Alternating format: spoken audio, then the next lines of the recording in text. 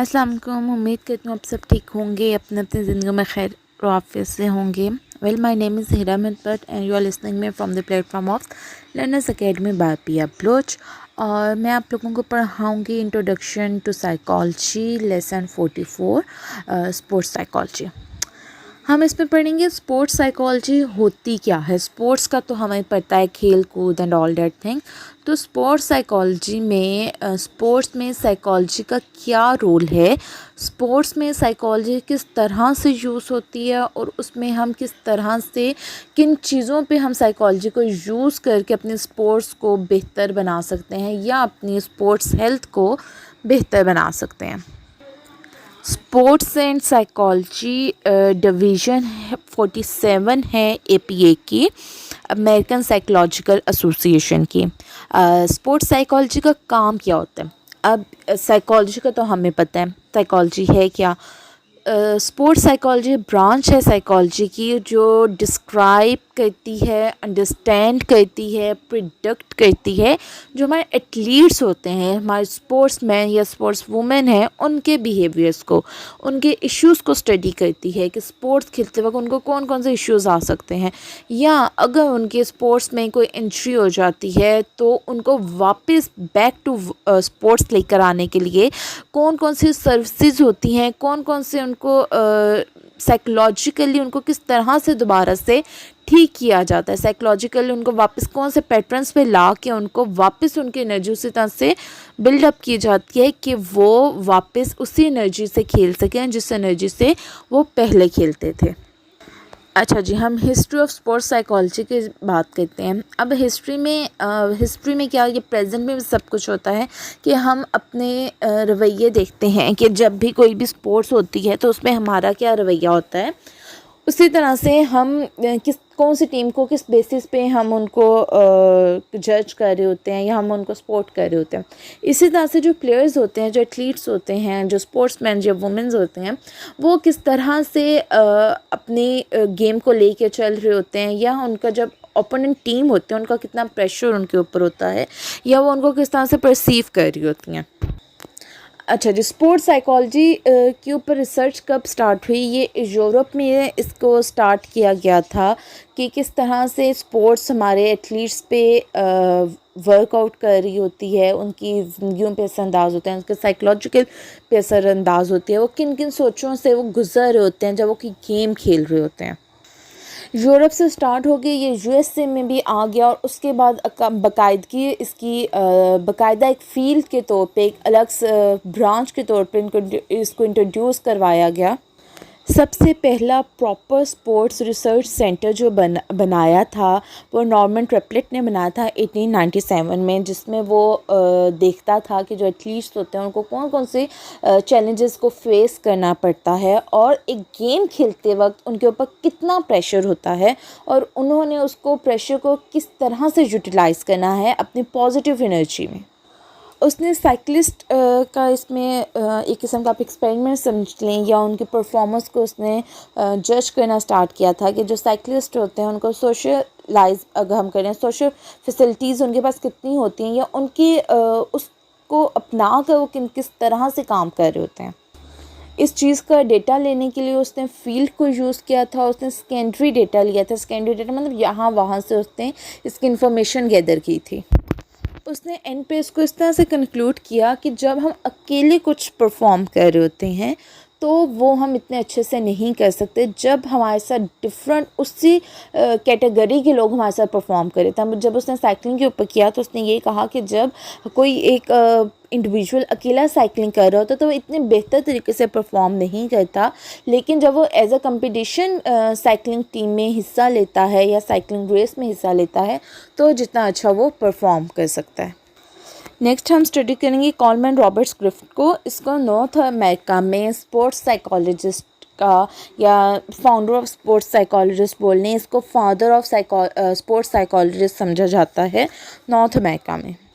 उसने पहली sports psychology laboratory establish की थी एक यूनिवर्सिटी में, एलर्नस उसका नाम था, और ये उसने इस्टेब्लिश की थी 1925 में। फ़र्दर उसने इस लेबॉर्ट्री में कह लें या उसके फ़र्दर उसने जो चीज़ें स्टडी की थी वो उसने की थी किसी भी स्पोर्ट्स मैन की या किसी भी एथलीट की साइकोमोटर स्किल्स क्या होती हैं, उसकी मोटर लर्निंग्स क्या होती हैं, उसका रिलेशनशिप बिटवीन पर्सनैलिटी वेरिएबल्स या फिज़िकल परफॉर्मेंस में उसका रिलेशन क्या होता है। उसने फ़र्दर इन चीज़ों पे फोकस किया था या इन चीज़ों को स्टडी किया था। नेक्स्ट हम बात करेंगे format years of sports psychology. 1950 से लेके 1980 के जो एरा था, जो टाइम पीरियड था, उसको हम एज अ स्पोर्ट्स साइकोलॉजी की फॉर्मेटिव ईयर्स कंसीडर करते हैं। अब हमारे सब्जेक्ट मैटर्स इसमें क्या हैं स्पोर्ट्स साइकोलॉजी की फील्ड में, हम इसमें एजुकेशन, ट्रेनिंग, रिसर्च और स्पोर्ट्स परफॉर्मेंस पे फोकस करते हैं। अच्छा जी, अब हम नेक्स्ट स्टडी करेंगे एथलीट्स की क्या कैरेक्टरिस्टिक्स होते हैं। अच्छा, अब स्पोर्ट्स साइकोलॉजिस्ट स्टडी करता है एथलीट्स की पर्सनैलिटी को, उनकी कैरेक्टरिस्टिक्स को, वो किस तरह से परफॉर्म करते हैं किसी भी स्पोर्ट्स में। अगर किसी को साइकोलॉजिकल इंडक्शंस ऑफ स्पोर्ट्स की सही से पता होंगी तो वो एक अच्छा एथलीट पिक कर सकता है बहुत से एथलीट्स में से कि ये एक अच्छा एथलीट है या ये एक अच्छा एथलीट बन सकता है। अब एथलीट में और एक नॉर्मल स्पोर्ट्समैन में क्या डिफरेंस होता है, एक अच्छे स्पोर्ट्स साइकोलॉजिस्ट को इसका डिफरेंस पता होगा।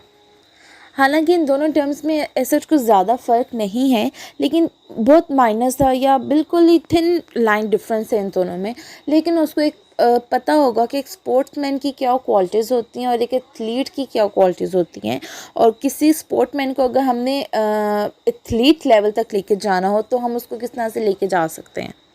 अच्छा, इन चीज़ों के ऊपर कुछ रिसर्च की गई, उन रिसर्च में इन चीज़ों को लाया गया कि नॉन एथलीट्स और एथलीट्स को लिया गया और उन चीज़ों में उन टेस्ट में जो किए गए उनमें ये इस चीज़ का रिज़ल्ट ये आया है कि जो एथलीट्स होते हैं उनमें एग्रेशन लेवल ज़्यादा होता है, उनमें डोमिनेंट लेवल ज़्यादा होता है, वो ख़ुद को डोमिनेंट करवाना चाहते हैं दूसरों पे, उनमें नीड ऑफ अचीवमेंट ज़्यादा होती है कंपेयर टू नॉन एथलीट्स। अच्छा, फर्दर उस रिसर्च में उन्होंने ये रिज़ल्ट कंक्लूड किया कि एथलीट्स बहुत सी चीज़ों में उनका स्कोर लो आया था, एंग्जाइटी में, डिप्रेशन में, फटीग में। ये सारी चीज़ें तब उसमें शो होती हैं जब कोई भी एथलीट एक हाई स्किल प्रोफेशनल हो या एक हाई लेवल पे हो। फर्दर उस चीज़ में रिसर्च ये भी इस बारे में भी की गई कि जो एथलीट्स होते हैं उनका पेन लेवल, किसी भी पेन को बर्दाश्त करने का कितना ज़्यादा होता है।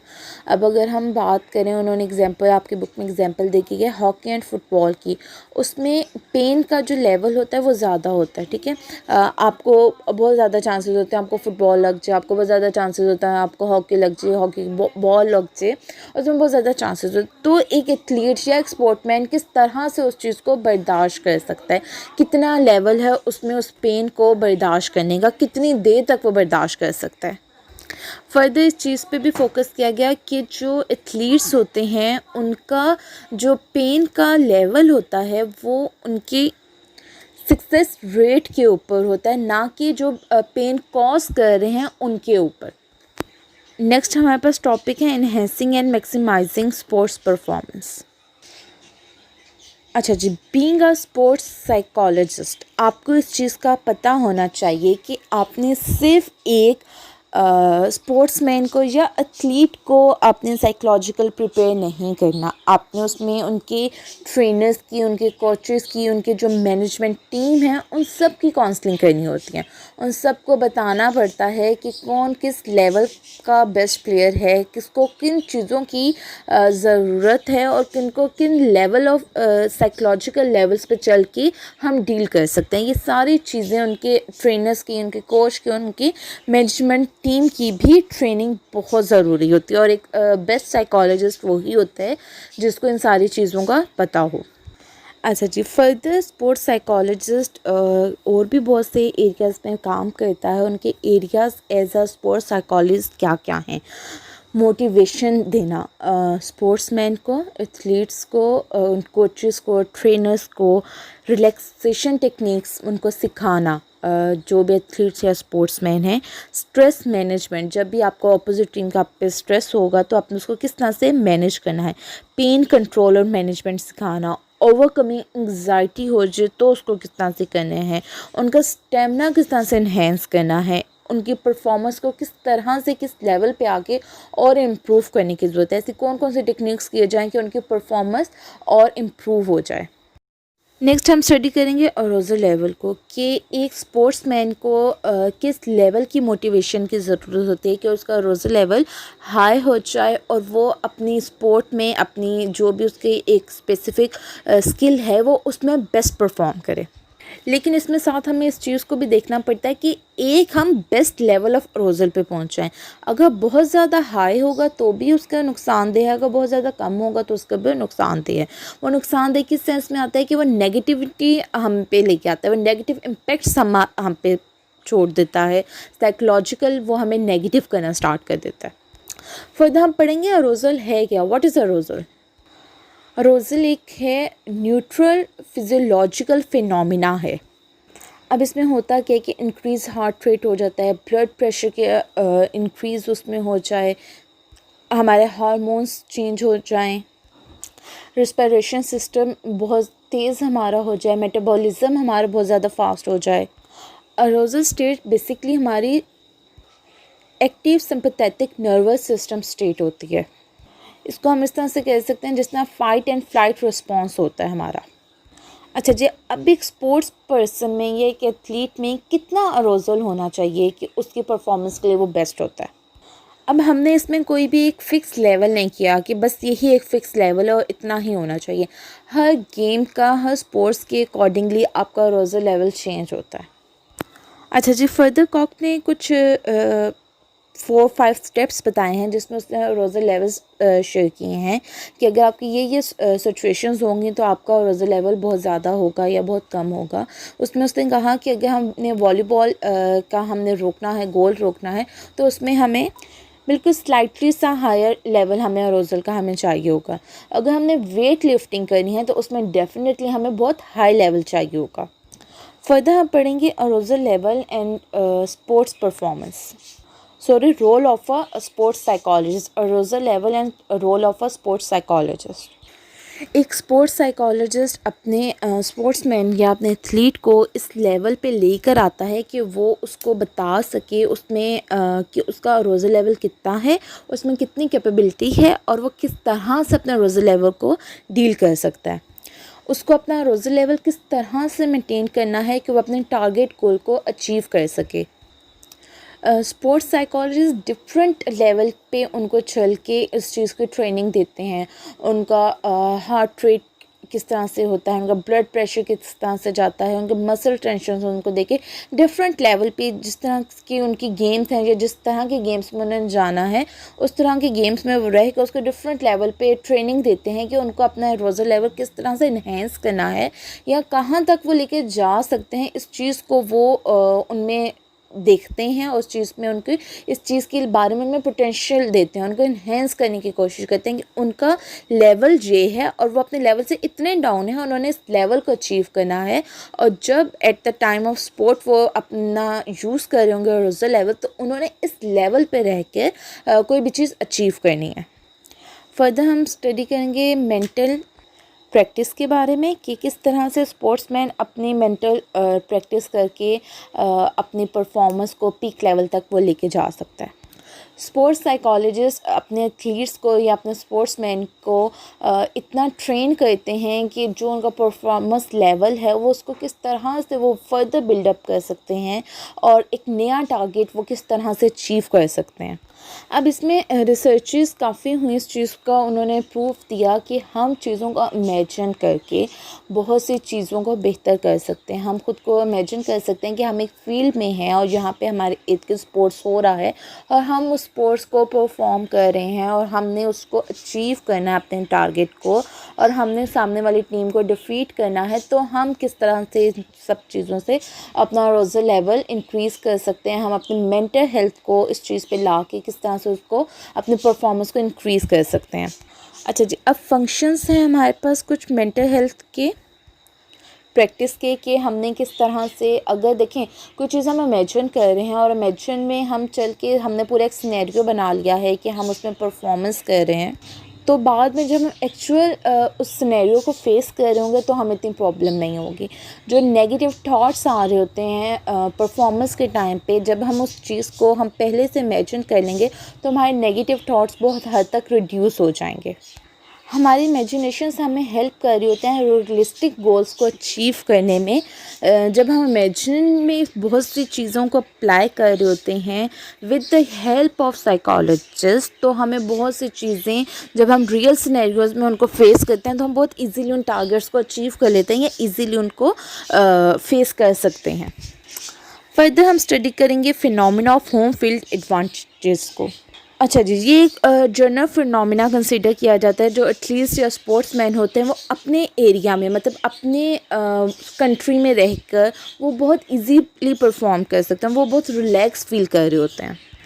लेकिन साइकोलॉजिकली इस चीज़ को सपोर्ट नहीं किया जाता, लेकिन जनरल फिनोमिना ये कंसीडर ज़रूर किया जाता है। अच्छा, इसमें साथ एक चीज़ ये भी कंसीडर की जाती है कि जब हम अपने एरिया में परफॉर्म कर रहे होते हैं तो हमारे अपने लोग होते हैं तो उनकी आवाज़ें, नेगेटिव जो वॉइसेस होती हैं वो बहुत ज़्यादा अफेक्ट कर रही होती हैं हमारे मेंटल हेल्थ पे और हमारी परफॉर्मेंस पे भी। इस चीज़ को इस तरह से उन्होंने फर्दर एक्सप्लेन किया कि एथलीट्स इस चीज़ को बहुत ज़्यादा प्रेशराइज में काम कर रहे होते हैं कि हम तो अपने लोगों के सामने हैं, तो हम अगर अच्छा परफॉर्म नहीं कर रहे तो वो हम इतना शाउट कर रहे हैं, कोई हमारी इस मिस्टेक को माफ़ नहीं करेगा। वो इन चीज़ों का बहुत ज़्यादा प्रेशर लेते हैं ख़ुद पे, और जब प्रेशर लेते हैं तो वो उस तरह से अच्छे लेवल पे उस चीज़ को परफॉर्म नहीं कर पाते जो उनका एक लेवल होता है परफॉर्मेंस का।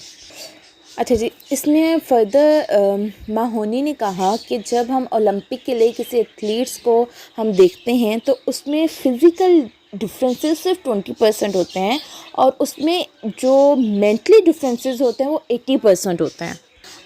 अब इस डिफरेंस को या इस प्रॉब्लम को हम मेंटल हेल्थ के ज़रिए, मेंटल हेल्थ यूज़ करके हम इस प्रॉब्लम को ख़त्म कर सकते हैं। फर्दर हमारे पास टॉपिक है ओवरकमिंग सेल्फ कॉन्शियसनेस। अब हम इसमें कुछ टेक्टिक्स यूज़ करते हैं जो हमारे परफॉर्मेंस लेवल के लिए बहुत ज़रूरी होती हैं। हम इसमें ऑपरेंट कंडीशनिंग अप्रोच यूज़ कर सकते हैं कि जब हम रेनफोर्समेंट के ज़रिए बहुत सी चीज़ों को बेहतर कर सकते हैं। इसमें लर्निंग के ज़रिए हम बहुत सी चीज़ों को बेहतर कर सकते हैं, नई नई स्किल सिखा के, या उसी जो स्पोर्ट्स है या जिस स्किल के आप माहिर हैं उससे में फ़र्दर लर्निंग आपको सिखा के आपको एक पीक लेवल या आपको मोटिवेट करके आपको एक और परफॉर्मेंस लेवल पे अचीव आप उसको कर सकते हो। तो क्यूरियस लर्निंग हम इसमें ले सकते हैं डिफरेंट लोगों के ज़रिए जो हमसे प्रीवियस बहुत अच्छे अच्छे एथलीट्स गुजरे हैं या जिनका अभी तक इस फील्ड में नाम है। कोई भी स्पेसिफिक स्पोर्ट ले लें, हम उनकी परफॉर्मेंस देखें, हम उनकी वीडियोस देखें, हम उनकी लाइफ हिस्ट्री को देखकर ख़ुद को मोटिवेट कर सकते हैं। अच्छा जी, नेक्स्ट हमारे पास इसमें टॉपिक है stress management and overcoming anxiety. Definitely हर किसी को स्ट्रेस होता है, हर किसी को एंग्जाइटी हो जाती है, तो एक स्पोर्ट्समैन को किस तरह से इन चीज़ों पे वो काम कर सकता है। उसको डिफरेंट रिलैक्सेशन टेक्निक सिखाई जाती हैं। स्पोर्ट्स साइकोलॉजिस्ट स्पोर्ट्समैन को या एथलीट्स को डिफरेंट रिलैक्सेशन टेक्निक सिखाते हैं। उनका डाइट बहुत अच्छी होना ज़रूरी होती है, न्यूट्रिशन उनकी होना बहुत अच्छी होती है, क्योंकि हमारी डाइट भी हमारे मेंटली हेल्थ पे, हमारे मेंटल हेल्थ पे बहुत ज़्यादा असरअंदाज हो रही होती है। सेल्फ टॉक कि वो ख़ुद से किन किन बातों को अपने अंदर ऑब्ज़र्व कर सकते हैं और किन उनको ख़ुद से बात करना आनी चाहिए कि उनमें कौन कौन सी चीज़ें बहुत कम हैं जिनको उनको ख़त्म करना है अपनी ज़िंदगी से। ऑप्टिमिस्टिक अप्रोच उनको अपने अंदर किस तरह से डेवलप करनी चाहिए। जब आपके अंदर एक ऑप्टिमिस्टिक अप्रोच होगी तो आप किस लेवल पे किस तरह से परफॉर्म कर सकेंगे, ये सारी चीज़ें with the help of sports psychologist एक स्पोर्ट्समैन या एक एथलीट सीख सकता है। उम्मीद करती हूँ आपको आज का लेक्चर समझ में आया होगा। अगर कुछ समझ में ना आया हो तो आप कमेंट सेक्शन में पूछ सकते हैं।